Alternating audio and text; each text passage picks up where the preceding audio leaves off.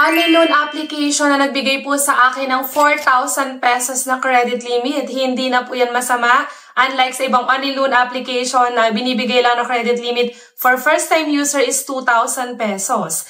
Hello mga ka-London! Loan dito, loan doon.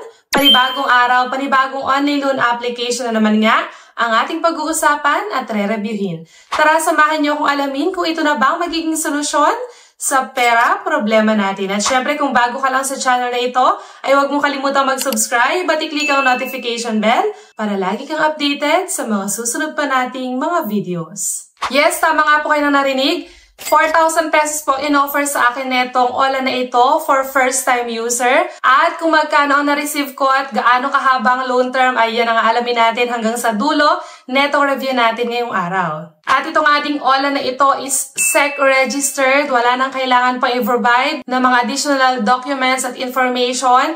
Isang valid ID lang ang kailangan at pwedeng-pwede ka nang makapag-apply. At kung gaano nga po kabilis ang application mo dito is ganun din kabilis ang pag-approve nito. Kaya naman mas maganda na siya sa atin natin ito bago ninyo itry para at least kung hindi man legit ang offer niya, hindi na masayang ang oras mo sa pag-apply. At alam ko nga marami sa inyo ang nare-reject sa mga ina-apply nilang online loan application. And sometimes nga, nagtataka tayo bakit tayo madalas nare-reject. Maraming dahilan yan. Bakit tayo nare-reject? Maaaring may mga past loans tayo na hindi pa natin nabayaran. Alam naman natin ang mga agent ng Ola or yung mga Ola na yan is talagang yung information natin ay sinasabi nilang secured at safe pero madalas ay hindi talaga. Kaya naman, nagkakaroon tayo ng mga bad credit records. Kaya naman mag-ingat-ingat tayo sa pag-apply. Huwag basta-bastang nakita lang sa ads sa maganda ang pinapakita ay nagda-download agad tayo at nag-apply.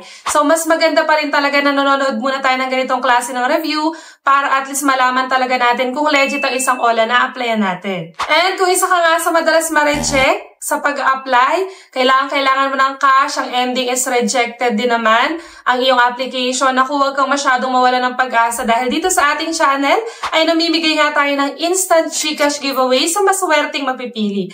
Ano nga lang bang dapat mong gawin? I-like lang ating video at huwag kalimutang mag-comment sa comment section para sa chance ang manalo. Lahat po ng comment nyo dyan sa comment section natin ay binabasa ko, kaya naman nakikita ko rin dyan yung mga comments ninyo kung ano bang online loan application ang pwede ninyong i-recommend sa mga viewers natin para at least kung talaga magigipit sila ay meron silang online loan application na pwedeng malapitan. And ang purpose naman talaga ng review natin is bigyan kayo ng idea at tulungan kayo makahanap ng legit na online loan application. Sino pa nga ba magtutulungan kundi tayo lang din na mahilig mag-try mangutang? Syempre, alam ko naman yan. Madalas tayong nagigipit, kagaya ko nga din. Hindi naman po ako laging may pera. So, kailangan natin kumayad everyday. And syempre, humanap ng mga online loan application na pwede nga makatulong sa oras ng kagipitan. And syempre, sa darating nga na December, ay magkakaroon nga tayo ng Panoche Buena package.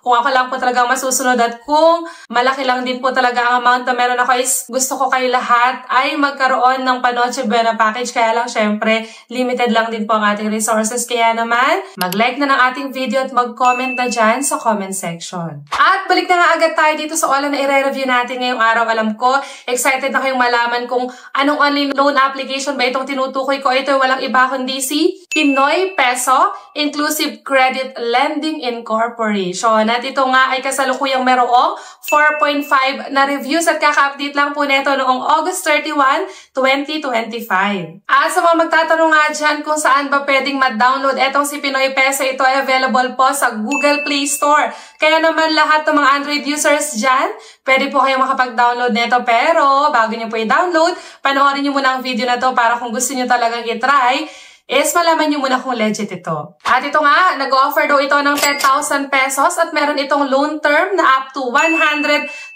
days at meron nga daw itong low interest rate. And i-click na nga natin agad dyan yung apply now. At dito nga pag may account ka na is magla-login ka, pero kapag wala pa is magre-register ka gamit ang iyong active phone number para makapag-send sila sa iyo ng verification code at makapag-continue ka na sa next step. And proceed na nga agad tayo sa ating application. So dito syempre may kailangan tayo i-provide ng mga informations. At kagaya ng sinabi ko sa inyo kanina, isang valid ID lang ang kailangan. At ito yung mga recommended ID type dito kay Pinoy Peso. Una na dyan ang UMID.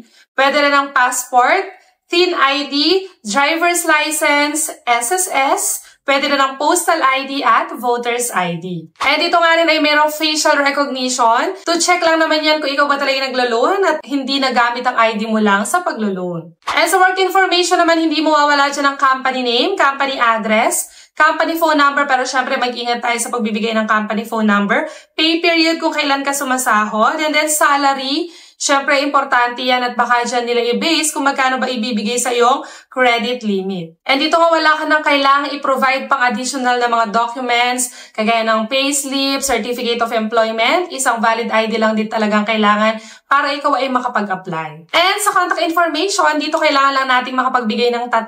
So, mas konti ito compared dun sa ibang online loan application na kailangan natin makapag-provide ng 5. At dito nga, lagi kong sinasabi sa inyo, mag-ingat tayo sa paglalagay ng mga contacts na yan dahil alam naman natin kahit 3 lang hinihilang contact reference, madalas sa mga OLA, na-access nila lahat ng contact sa phone book ng ating cellphone. Yan ang madalas na nagiging problema ngayon ng mga nag-a-apply sa mga online loan application. And dito nga makikita nyo, ito yung nakalagay unlimited fast loans at meron siyang new plan dito na nag-o-offer daw siya ng 6,000 pesos up to 24,000 pesos. So, i-click natin agad dyan yung evaluation. And dito nga, nakalagay dito na add withdrawal channel. So, dito sa withdrawal channel, pwede dito ang GCash, Maya, GrabPay, Coins at MWillier. And ayun nga, kung mapapansin nyo, ang offer nga sa akin netong si Pinoy Peso ay 4,000 pesos. Kagaya na sinabi ko sa inyo kanina sa bandang unahan ng ating video na talaga inoferan tayo neto ng 4,000 pesos. Kaya lang,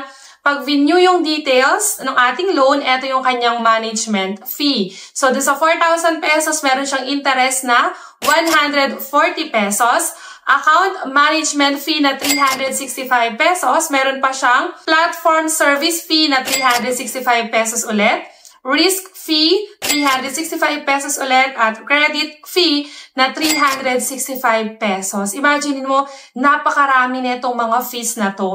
Meron na siyang platform fee, meron pa siyang risk fee, meron pa siyang account manage fee at credit fee. Bukod doon, meron pa siyang interest. Kaya naman, yung 4,000 pesos natin ay hindi talaga natin buong mare-receive. And kapag ka nga tinotal natin lahat ng mga fees na ito, ay aabot siya ng 1,600 pesos. Kaya naman kung i-minus natin yung 1,600 pesos dun sa 4,000 pesos na ibinigay niya sa ating credit limit, malinaw na ang marireceive lang po natin ay 2,400 pesos. So, ganun po kalaki yung mababawas dun sa 4,000 na credit limit natin. So, yan nga ang kabuang loan details netong si Pinoy Peso. Kung interesado ka pa rin itry at nangangailangan ka talaga ng pera, nasa sayo ng desisyon kung itutuloy mo pa rin ang paglo-loan. Dahil ang purpose lang ng ating review ay bigyan kayo syempre ng idea kung magkano ba ang ating ibibigay sa ating credit limit, magkano yung mga fees, at syempre yung kanyang loan term. At ito nga si Pinoy Peso ay 7 days lang din talaga. So, hindi siya naiiba dun sa ibang online loan application na 7 days lang ang ibinibigay sa ating loan term. And again, ito nga si Pinoy Peso ay available sa Google Play Store. Kaya naman, kung interesado ka, at least nakita mo na kung magkano lang ba talaga ino-offer neto at gaano kahaba yung loan term para kung itatry mo man ito, is aware ka na ganun lang kabilis ang pagbabayad. So, 7 days pa lang is kailangan mo nang bayaran yung buong amount ng in-offer niya sa'yo. At kung gusto mo manalo sa ating pag-GCash giveaway, i-like na ang ating video at huwag kalimutang mag-comment sa comment section para sa tsansang manalo. At ito na nga lang po muna natatapos ang ating review ngayong araw. Hanggang sa muli mga ka-London! Bye-bye!